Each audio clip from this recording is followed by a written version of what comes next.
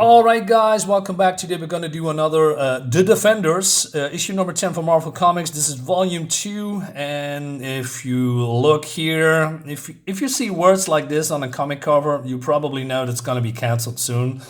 Otherwise, they wouldn't do it because the sales are probably bad. So it goes to issue number 12, and then it goes to a comic book that is called The Order, with our 4 Defenders here.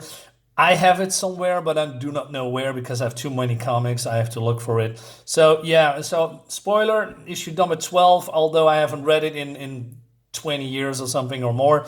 I know it's going to have an open ending. Unfortunately, or fortunately, depends how you look at it. Still, let's go, let's deep dive here and see where this is going. But it has... the storyline with the Headmen and Orrgo, it ends here. So this is more like a flashback where this doctor here, or Morgan, has a trouble because they are a trio of science and magic. Mostly science between Negan, this ape man, and the guy with the shrunken bones. And then we have Ruby with her artificial head. Shandu here is the only one that uses magic, and he's getting some kind of an injection here that enhances his magic and then makes contact with the being on the other side of this portal, and for reasons. And it's not other than MODOK that comes out of it, and he says, hey, what are you doing here? So MODOK says that he was gone beyond seeking power but was overwhelmed, and it was too much for him, and therefore he's now in debt of the Headman, and that's why in the last issue MODOK worked together with the Headman, right? So the rest of the Defenders are teleporting back from their adventures from the other planet, and but the whole world is enthralled by Orrgo because the Headman is giving him commands. But like Kyle here and Patsy explaining the situation. Namor says, I don't care. I just wanted to go back to to Atlantis and free Atuma from the reign of misery or whatever. He's taking Atlantis hostage. Hulk here is just complaining about Namor complaining, and then Silver Surfer complains that these two are complaining too much. And even Stephen Strange is, acting weird sometimes. Realize that. So it seems that for whatever reason, the Defenders are not fazed by the hypnotism of Orrgo, and he's now strengthening that particular power.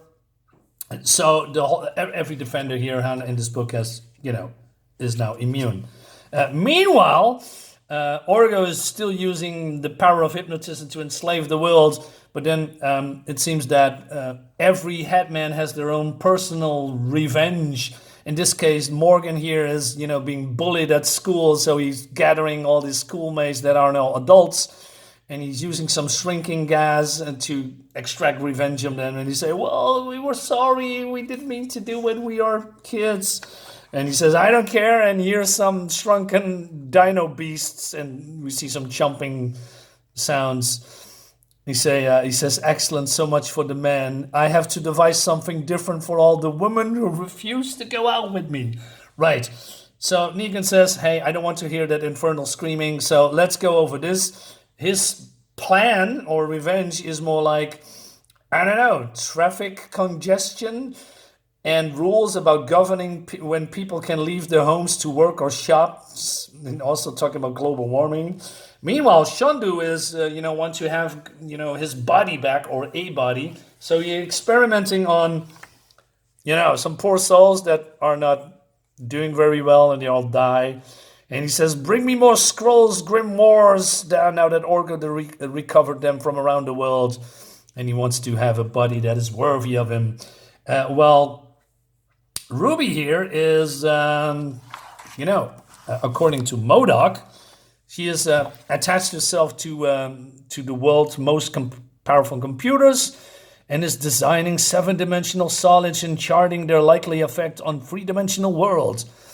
So this master scientist supreme here that looks like Egghead, from the Avengers from really back in the day, is saying, these people are lunatics. They're wasting our time and abusing our technology. MODOK says, silence, Scientist Supreme. You will continue to aid them as directed. But their experiments, they're insane. These people aren't capable of ruling the world. We should. We do not seek to rule the world, scientists. We are advanced idea mechanics. Our allegiance is to the ideas, to pushing the boundaries of science, but we have complacent of late. Little more of engineers and weapon dealers. These headmen, however, for all their lunacy, think with few limits. And they will try anything, no matter how bizarre or strange. We will follow them, we will aid them, we will observe them. And should they fail, we have a great deal of new data, new avenues of investigation, new ideas to pursue for years to come. It's pretty smart. So, all right. So this drone says, hey, we have the defenders coming and they are immune to the hypnotism. And MODOK says, really interesting. What do you think, Scientist Supreme? Shall we bring this to Dr. Negan's attention? He's in charge after all. All right? I'm putting on some light. It's still early in the day and it's still getting dark. It's snowing here as well. So let me put on some light here for... this is probably a little bit better. All right. So they're going to, the source of... they're going to Orrgo ads. And so Negan gets the sign from, hey, and pardon me, Dr. Negan, but your attention is needed. We have guests. Guests? What do you mean, MODOK? Everyone on this planet is on our control. He says, everyone? Did you think about the defenders? And he says, they found a way to resist Orrgo's control as well. I am almost impressed, but even more so if they can withstand what I have planned for them next. So he gives them orders. And then what happened is then out of the portal or a light, all of Earth's super villains, spring forth to kill the defenders. And you have even Dr. Doom here, and this is probably the wizard. Anyway, so Hulk is of course happy because he can now, smash enemies. But Doctor Strange comes in, uses the bands of Kidorak, I guess. And but then Hulk is complaining about, who will I smash now? But then, of course, Namor these are always at each other's throats. He says, there's plenty of more villains. Make yourself useful. All right. So the rest of the Headmen come together. So Doctor says here, hey, we still have nothing to worry about. Thanks to our Crimson friend, why not make them really suffer, pit them against their allies? The Avengers, the Fantastic Four, but then Negan says, well, no, they don't have the killer instinct, so I think the plan with the villains is good, right? And so Ruby says, wouldn't it be more logical simply to command Orso to erase them from existence? Yes, you should do that. But then Chandler says, no, they're responsible for losing my original body. I want them to suffer. And he wants to take the Hulk's body. Meanwhile, they are defending, defenders get it? I'm so funny. Against these foes, but they are not uttering a sound. The foes, I mean. So, of course, this is not really, rocket science. So they basically explain to the reader that, oh no, it's because of, they are in thrall of Orrgos and they're hypnotized and then, they do not have control of their own actions. We do not even know if they are actually, aware of what they are doing, right? So I think this is a little bit, I'm going to tell this 5-year-old child what's going on here. It feels very dumbed down. And that's a little bit my problem of this book, right? So Vol.1 was, in my opinion, that has way more real danger, if you know what I mean. There were some real stakes at hand, people dying left and right or, going to. And it was way more exciting because of the danger. This is more like a dumbed down, washed for, I don't know. It's just a more carbon copy from what Volume 1 actually was, and then there's a lot of this nostalgia bait. For instance, so they think, hey, maybe these brain dead people wouldn't probably notice if we just disappeared. Val says, "What are you saying? Turn tail and run?" So he says, "Hey, why not go to the headquarters?" And they just go inside, and all these villains, I don't know, probably 10 or 20 of them are still around. Shouldn't you just defending your teammates from harm? No, they just run away. Now this thing. So this is the ball and chain of the absorbing man. So Doctor Strange get it. So and then MODOK decides, says, observe. Already some of our defenders have pierced our defenses. What do you mean defenses? Where is the defense here? They're just running to the building. I mean, do you mean your supervillain defenses? That's not really a defense, right? I mean, if you are AIM and you are in a building, wouldn't you have, I don't know, high security, guards, robots, lasers, things that can cut things to pieces, stuff like that, right? And so Scientist Supreme says, hey, should I alert Dr. Negan? I think not. The Headmen have the same data we do, and they are in charge. Let us see what they do. So analyzing data. I think that's a good thing. All right, so Silver Surfer gets a licking. And then, like I predicted, everybody's getting overwhelmed because of the villains. It looks fun, but stupid. Anyway, so they are realizing that there are too many of them, and they say, yes, we won. And Ruby says, hey, weren't there more of them? There are only 4 defenders out there. It says, yeah, they must be outside. Inside. Blast, why didn't MODOK? And MODOK says, hey, we got enough data. We get the hell out of here. So let's round the thing up and we're done. So they are fleeing. And then remember this artifact that controls Orrgo. So it's just laying around on a table, not in a vault.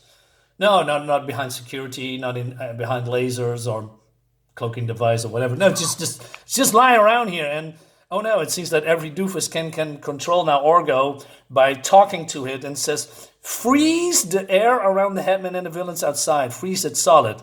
Wait a minute. Freeze the air? Did I read that correctly? And that stops them from moving?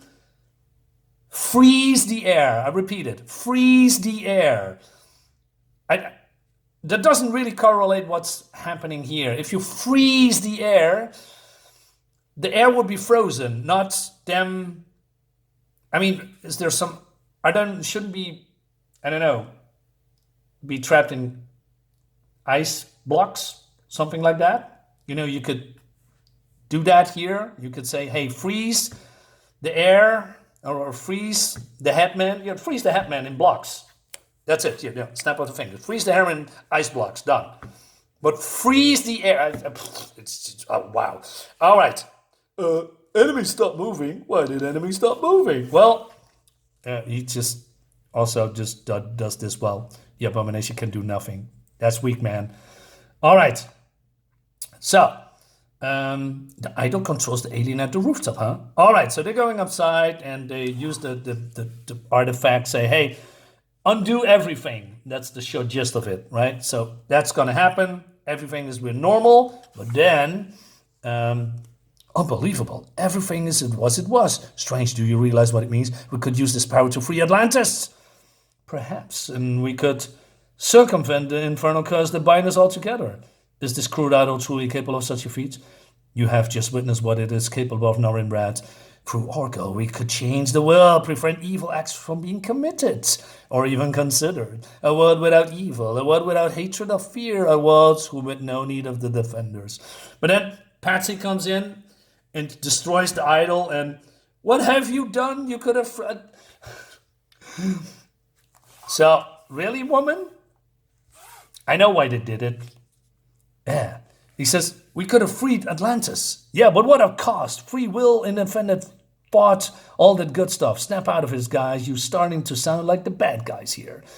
Yeah, but you just could have waited to free effing Atlantis that's been... I don't know, in danger since issue 1 or 2. right? Oh man. All right.